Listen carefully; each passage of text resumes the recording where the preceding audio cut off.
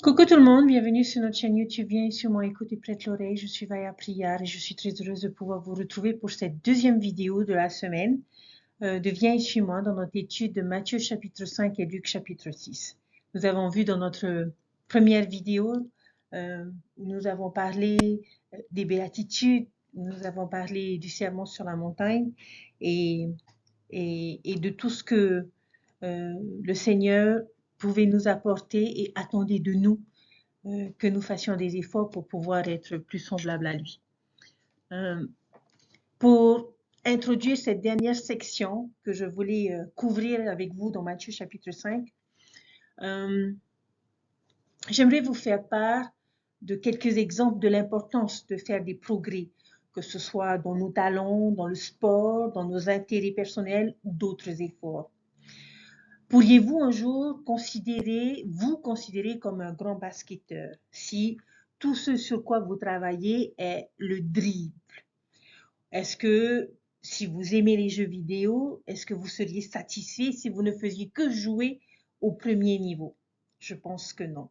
Dans tout effort que nous recherchons à améliorer, nous essayons des choses de plus en plus difficiles et nous aspirons toujours à être plus grands, en tout cas je l'espère, et à devenir plus qualifiés dans ce que nous faisons. Je crois que c'est l'esprit du reste du sermon sur la montagne. Notre Sauveur va essayer de nous élever au prochain niveau de disciple, pour nous donner un objectif et une vision plus grande de qui nous pouvons devenir. Je pense que c'est ce qu'il veut dire quand il dit au verset 17, « Ne pensez pas que je sois venu abolir la loi ou les prophètes. Je ne suis pas venu abolir, mais accomplir la loi. » Jésus n'était pas en train de réviser la loi de Moïse ou de changer les décrets de Dieu. Il cherchait à élever son peuple au niveau supérieur. Si je monte des marches, je ne détruis pas la marche en dessous de moi pour passer à la suivante. Cette marche reste en tant que fondation. Le peuple de l'époque du Christ avait encore besoin de vivre les 10 commandements, comme chacun de nous aujourd'hui, et les principes sur lesquels la loi de Moïse était basée. Mais il était maintenant temps, selon le Sauveur et selon Dieu, de les élever à une loi supérieure, à la loi céleste. La loi de Moïse était un peu plus de nature terrestre. Parfois,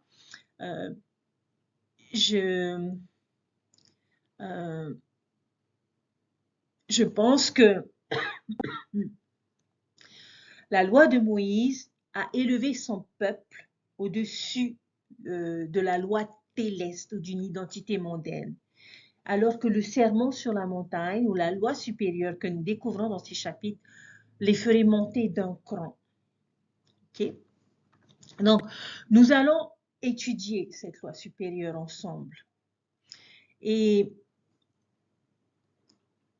cette loi supérieure a fait que Jésus voulait élever son peuple, voulait l'amener à un niveau supérieur, à une voie supérieure. Maintenant, est-ce que Jésus a détruit la loi de Moïse?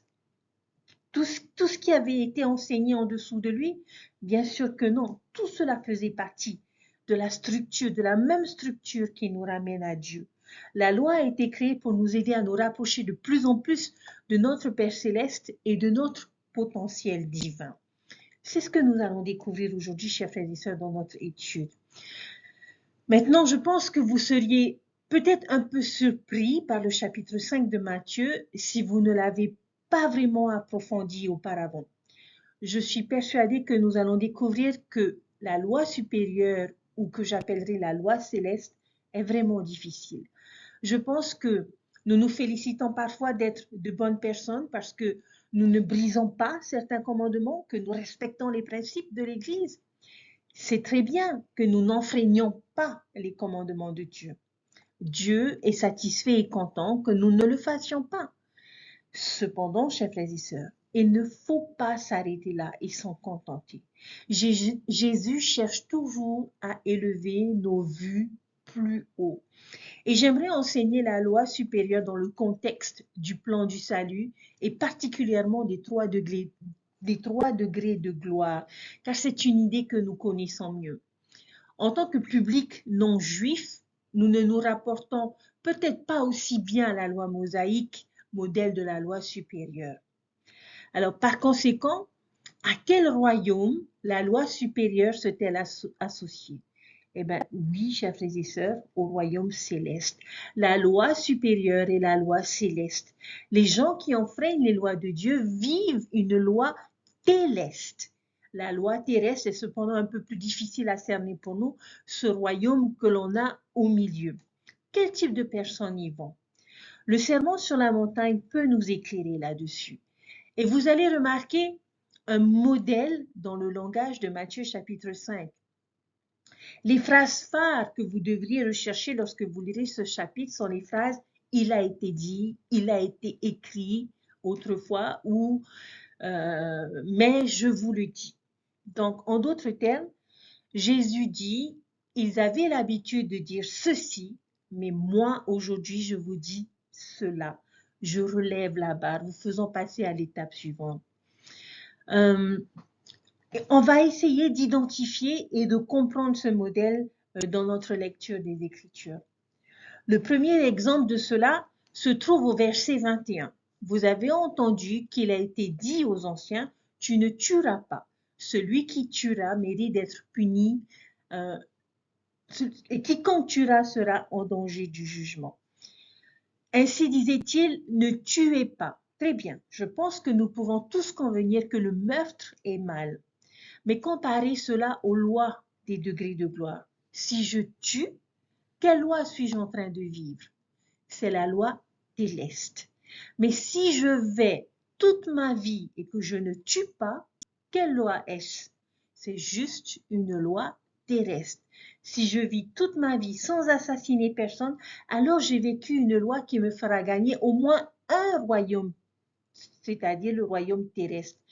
Dans ce cas, quelle est la loi céleste?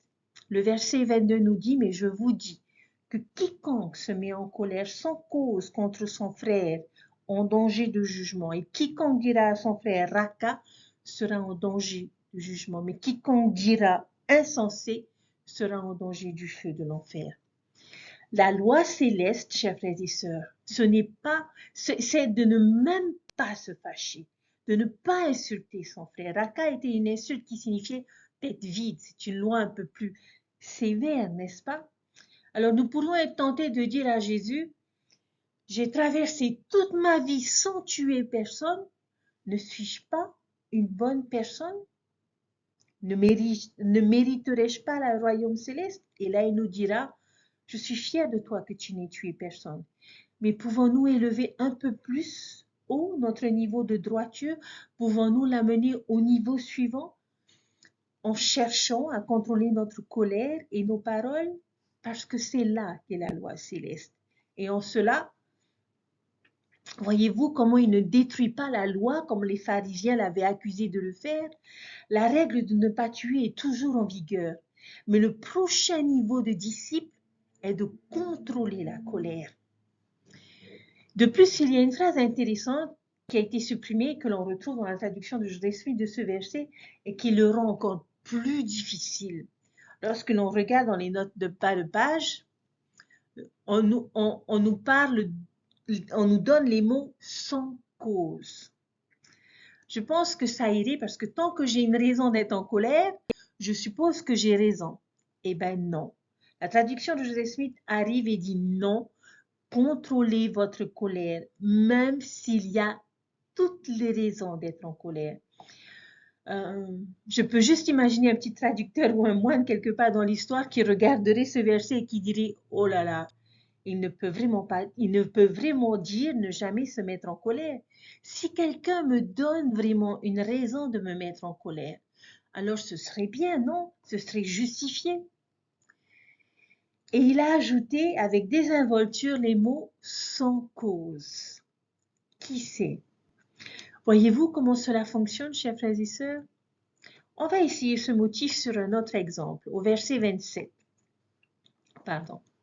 Vous avez appris qu'il a été dit, tu ne commettras pas d'adultère, mais moi je vous dis que quiconque regarde une femme pour la convoiter a déjà commis un adultère avec elle dans son cœur. Si je commets l'adultère, quel genre de loi suis-je en train de vivre? La loi céleste. Si je ne commets pas d'adultère, quelle est la loi? Une loi terrestre. Mais regardez comment Jésus nous élève plus haut. Quelle est la loi céleste? Au verset 28. Je vous dis que quiconque regarde une femme pour la convoiter a déjà commis un adultère avec elle dans son cœur. La loi céleste est de ne même pas regarder une autre personne avec de la luxure dans notre cœur. Donc, ils avaient l'habitude de dire « contrôlez vos actions ».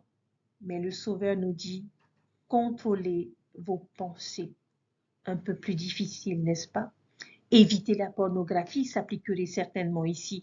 Ce serait regarder une personne pour la convoiter, n'est-ce pas? J'imagine que la plupart d'entre nous qui écoutent ici pourraient dire que nous réussissons probablement assez bien à vivre la loi terrestre dans ce domaine. Mais avons-nous du mal à vivre la loi céleste? Maintenant, prenez ce modèle que nous venons de faire avec ces deux versets, essayez-le vous-même avec certains des autres exemples que l'on trouve dans cette loi supérieure. Si on va dans le verset 33, on nous dit « Vous avez encore appris qu'il a été dit aux anciens, tu ne parjureras pas, mais tu ne t'acquitteras envers le Seigneur de ce que tu as déclaré par serment. » La loi ici, c'est « tenez vos serments ». À l'époque, un serment était un engagement très sérieux. Si vous faisiez un serment, vous deviez le tenir. Donc, si vous avez rompu vos serments, vous avez vécu la loi céleste, Si vous avez tenu vos serments, vos promesses spéciales, il s'agit de la loi terrestre. Alors, qu'est-ce que la loi céleste? Verset 34, « Mais moi je vous dis de ne pas jurer du tout ni par le ciel, parce que c'est le trône de Dieu, ni par la terre, parce que c'est son marchepied, ni par Jérusalem, parce que c'est la ville du grand roi. Ne jure pas non plus par ta tête, car tu ne peux rendre blanc ou noir un seul de tes cheveux. Que votre parole soit oui, oui, non, non. Ce qu'on y ajoute vient du malin. » J'avoue qu'ici, c'est un peu plus difficile à comprendre. Mais ce qu'il dit, c'est que nous ne devrions pas avoir à prêter serment. Ne jurez pas par quoi que ce soit pour assurer aux gens que vous pensez ce que vous dites. Alors il dit de ne pas jurer du tout par le trône de Dieu, par la terre ou par notre propre tête. Quelqu'un à l'époque pourrait dire « Je jure par le trône de Dieu que je tiendrai cet engagement envers vous. » Et c'était pour montrer que vous étiez vraiment sérieux au sujet de votre promesse. La loi céleste nous dit alors que votre communication soit oui, oui, non, non. En d'autres termes, que votre oui signifie réellement un oui et que votre non signifie réellement un non. Nous n'avons pas besoin d'ajouter cette entreprise de promesses pour montrer aux gens que nous sommes sérieux. Nous devons toujours être sérieux, dire ce que nous voulons dire. Ils avaient l'habitude à l'époque de dire « tenez vos serments », mais le Sauveur nous dit « tenez votre parole ». Un autre verset, le verset 38. Vous avez appris qu'il a été dit œil pour œil, dent pour dent. Maintenant, la façon dont beaucoup d'Israélites ont interprété cela était la loi du talion. Si vous vous souvenez de notre étude de l'Ancien Testament, nous avons vu que cette phrase concernait davantage la restitution que les représailles.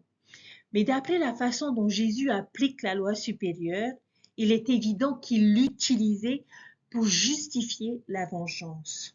Donc l'idée est, ne commencez pas les combats, ne soyez pas un agresseur. Mais s'il le commence, vous êtes justifié dans vos représailles. Assurez-vous que vos représailles soient justes. Quelle est alors la loi céleste?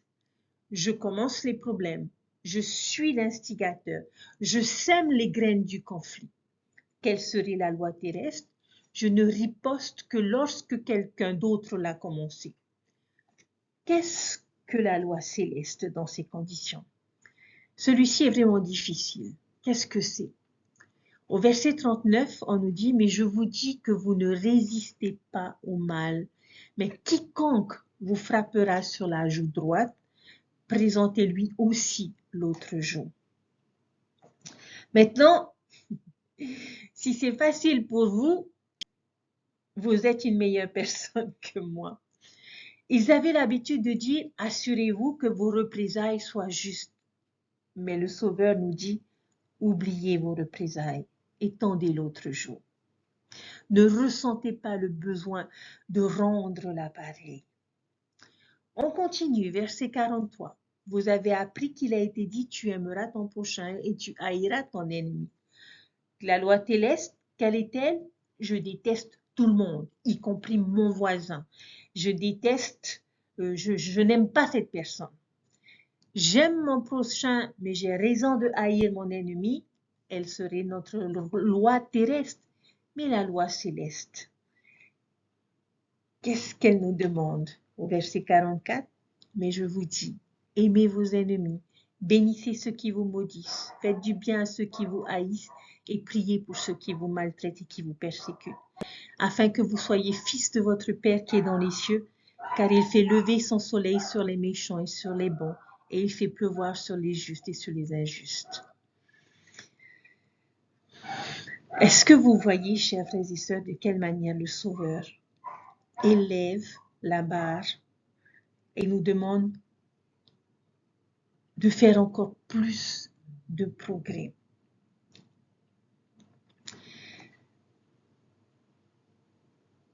On ne peut plus aujourd'hui, alors que nous nous rapprochons de la venue du Sauveur, nous contenter de la base des principes que nous connaissons tous parfaitement.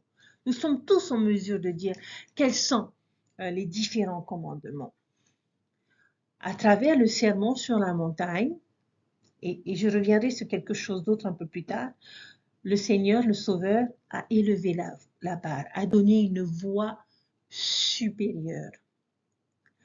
Notre Père Céleste attend de nous que nous fassions et soyons quelque chose de plus qu'une personne, que notre personne moyenne.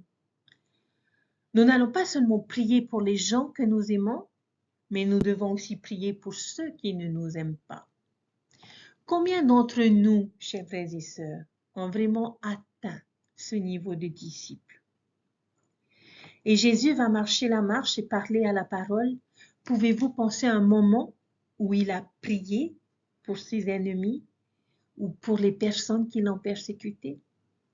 Oui, chers frères et sœurs, sur la croix, il a dit, Père, pardonne-leur car ils ne savent pas ce qu'ils font.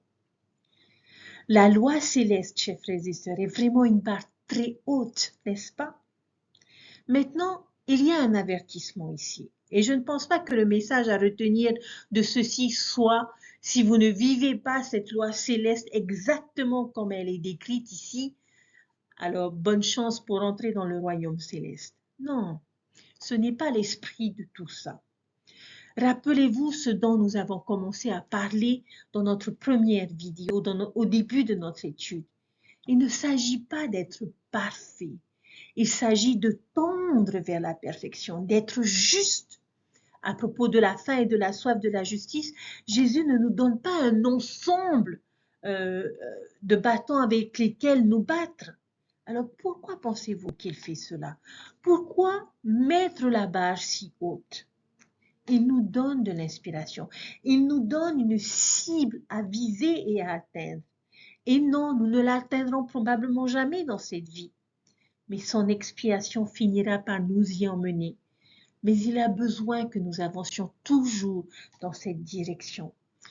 Ce que nous ne voulons pas faire, chers frères et sœurs, en tout cas c'est ce que j'espère, c'est stagner dans notre progression spirituelle ou avoir l'impression d'être arrivé dans cette vie. Il ne veut pas que nous nous installions, que nous nous reposions sur nos lauriers ou que nous soyons satisfaits de nos performances actuelles. C'est pourquoi il a placé si haut. De cette façon, nous aurons toujours quelque chose pour laquelle nous devons travailler, une inspiration pour nous faire avancer. Et nous serons satisfaits, nous pourrons célébrer nos progrès et nos succès, mais nous pouvons aussi rester insatisfaits de notre état actuel de disciple. Tout comme nous faisons avec l'escalade, ou nous le faisons avec le basket, ou le piano, ou tout ce sur quoi nous passons notre temps à travailler. Nous pouvons toujours nous améliorer. Et j'espère que nous en avons le désir. Vivre l'Évangile n'est pas censé être une liste de contrôle, mais une quête, une mission, un voyage épique vers la divinité. Et j'espère que ce chapitre vient de nous fournir une inspiration suffisante. Nous ne pouvons utiliser tous nos résultats dont nous avons discuté jusqu'à présent dans notre principe, mais en nous efforçant de vivre la loi supérieure, plus je serai heureux et plus ma lumière brillera et plus je deviendrai juste et plus je grandirai à l'image du Christ. Alors, comment pouvons-nous appliquer ces Écritures à nous? Certaines questions que nous pourrions envisager de nous poser.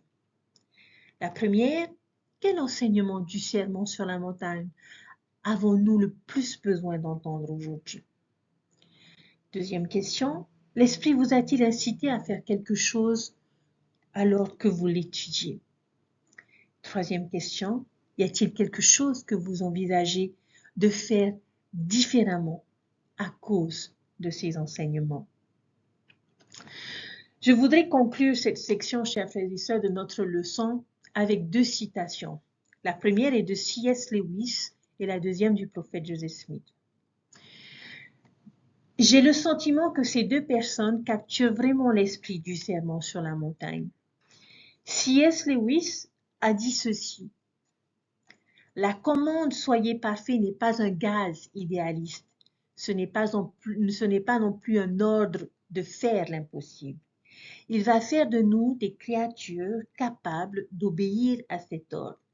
Il a dit dans la Bible que nous étions des dieux et qu'il va mettre ses paroles en pratique.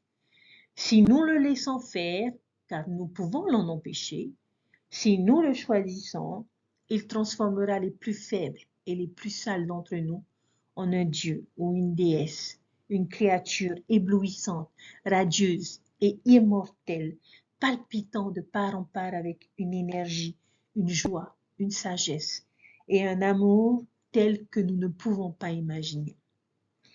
Maintenant, un miroir en acier inoxydable brillant qui reflète parfaitement Dieu.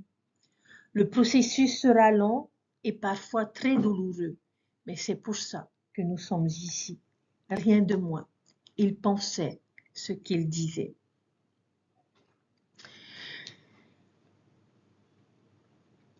Le prophète Joseph Smith, à son tour, a dit ceci. Voici donc la vie éternelle, connaître le seul Dieu sage et vrai.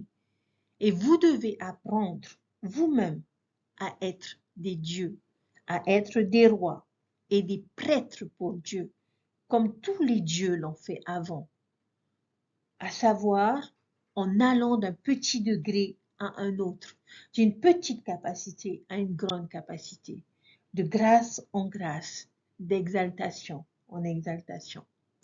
Quand vous montez sur une échelle, vous devez commencer par le bas et monter pas à pas jusqu'à ce que vous arriviez au sommet.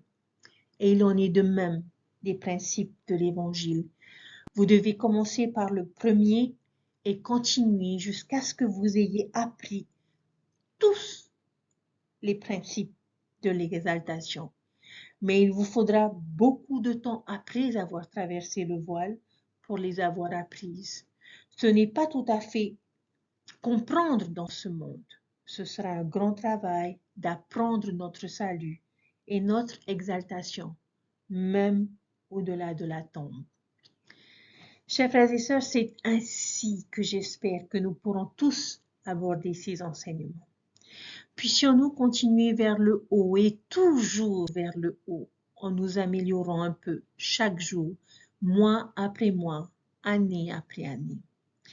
et puissions-nous réaliser que ce processus pour devenir comme le Christ et Dieu sera très long et difficile.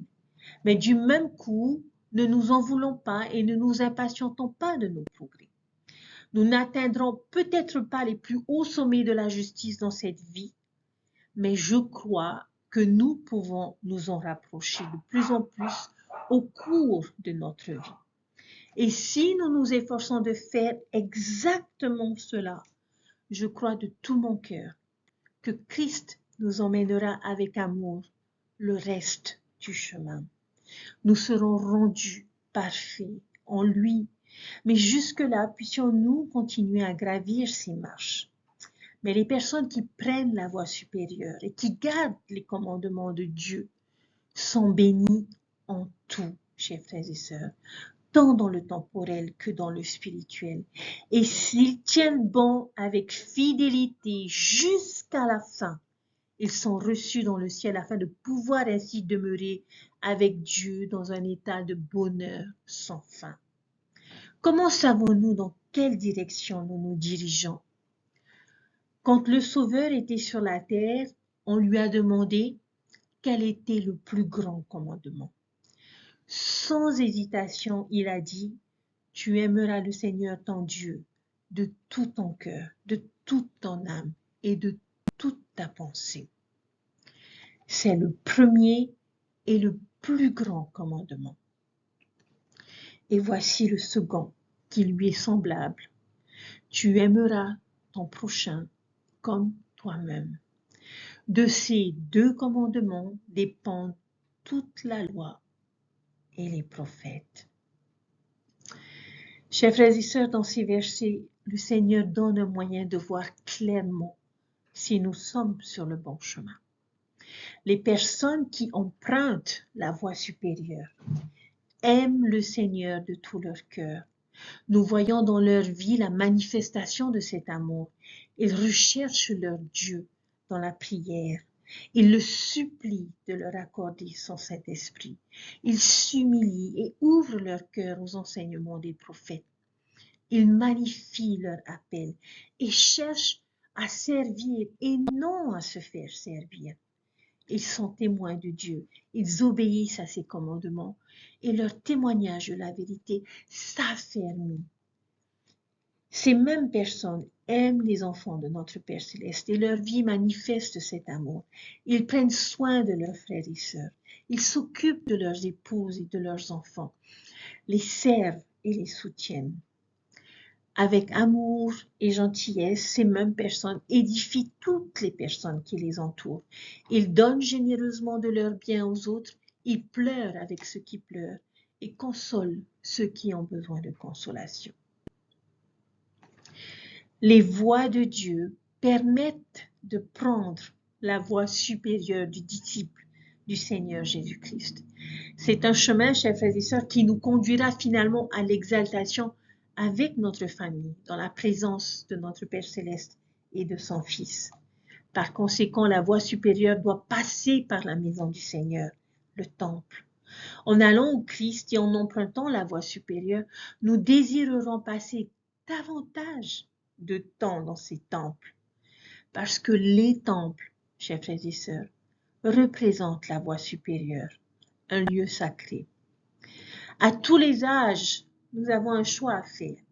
Nous pouvons faire confiance à notre propre force ou nous pouvons emprunter la voie supérieure et aller au Christ. Chaque choix que nous faisons a des conséquences et chaque conséquence, une destination. Mes frères et sœurs, nous sommes appelés à emprunter la voie supérieure. Nous pouvons éviter le chagrin et la détresse qui sont la conséquence de la désobéissance. Nous pouvons goûter la paix, la joie et la vie éternelle si nous suivons les paroles des prophètes, si nous sommes sensibles à l'influence du Saint-Esprit et si nous remplissons notre cœur d'amour pour notre Père Céleste et pour nos semblables. Chers frères et sœurs, je ne pouvais pas finir mon enseignement sans parler de quelque chose en particulier.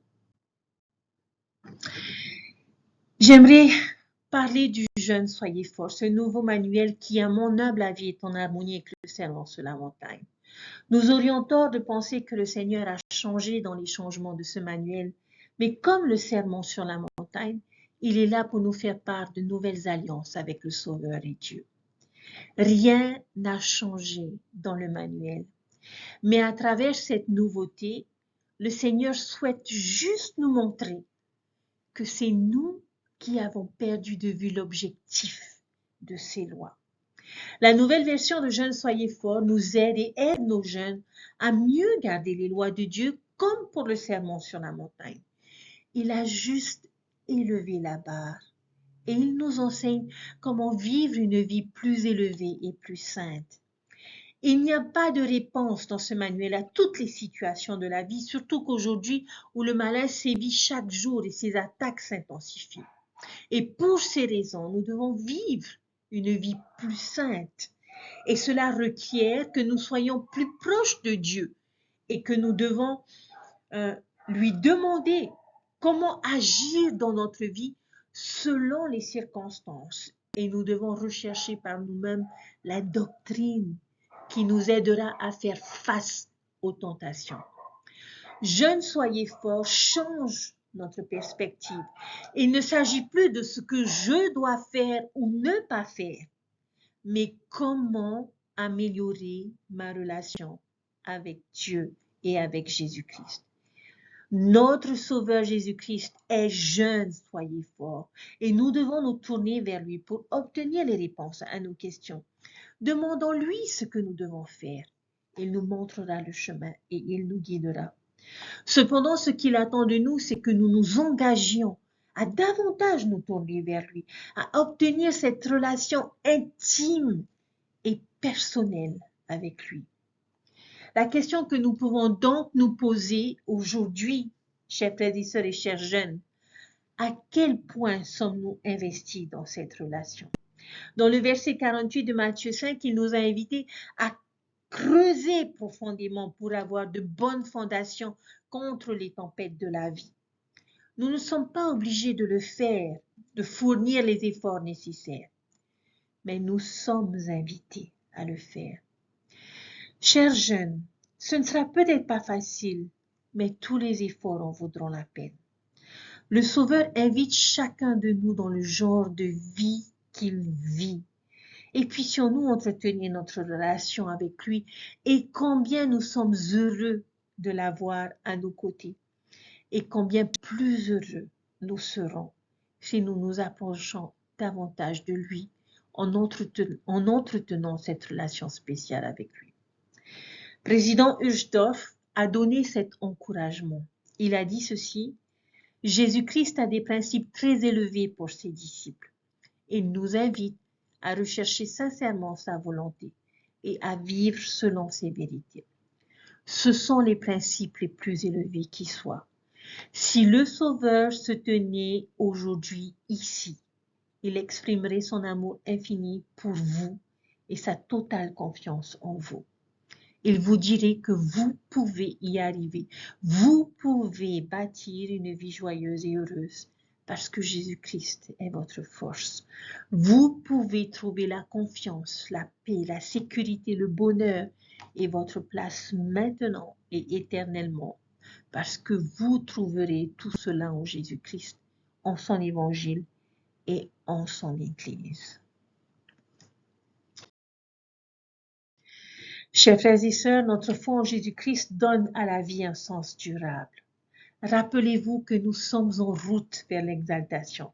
Nous avons parfois des expériences qui apportent plus de bonheur que d'autres, mais tout cela a un but pour Dieu. Le Seigneur tient à notre progression personnelle et cette progression est accélérée lorsque nous lui permettons de plein gré de nous mener à travers chaque expérience de progression que nous rencontrons. Puissions-nous remercier notre Père Céleste et son Fils bien-aimé du plan du bonheur et des principes de l'Évangile sur lesquels il repose. Soyons reconnaissants des ordonnances et des alliances qu'ils ont prévues. Je témoigne du plus profond de mon âme qu'ils ont le pouvoir de couronner notre vie de paix et de joie et de lui donner un sens. Nous apprendrons que la tristesse et la déception sont temporaires, mais que le bonheur peut être éternel grâce à Jésus-Christ. Chers frères et sœurs, puissions-nous prendre connaissance intimement et personnellement de cette voix supérieure que le Christ nous donne à travers ses Écritures. Et je vous invite à les lire et à les méditer de manière à ce que le Seigneur, à travers la révélation personnelle et à travers son Esprit Saint, puisse vous dire ce qu'il vous manque, ce qu'il nous manque en chacun de nous pour pouvoir atteindre le royaume céleste. Et puissions-nous travailler, œuvrer, fournir les efforts et persévérer pour atteindre ce niveau, ces objectifs, de manière à mériter notre place dans le royaume de notre Père céleste. Il nous aime et il ne nous abandonnera jamais et nous soutiendra quels que soient nos efforts. Et puissions-nous toujours lui faire part de notre reconnaissance et de notre amour à son égard. Dieu vit et il nous aime. Jésus-Christ vit et il nous aime. Aujourd'hui, la barre est élevée. Bientôt, elle sera encore plus élevée lors de notre prochain sermon sur la montagne, c'est-à-dire notre conférence générale, qui arrive à grands pas. Et je m'impatiente de pouvoir connaître et entendre la voix de mon Sauveur et de mon Père céleste à travers les disciples choisis et appelés.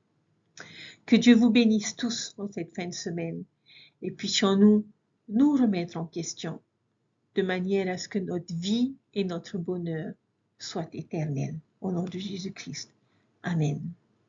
Prenez soin de vous et je vous dis à très bientôt pour de nouvelles aventures. Bye.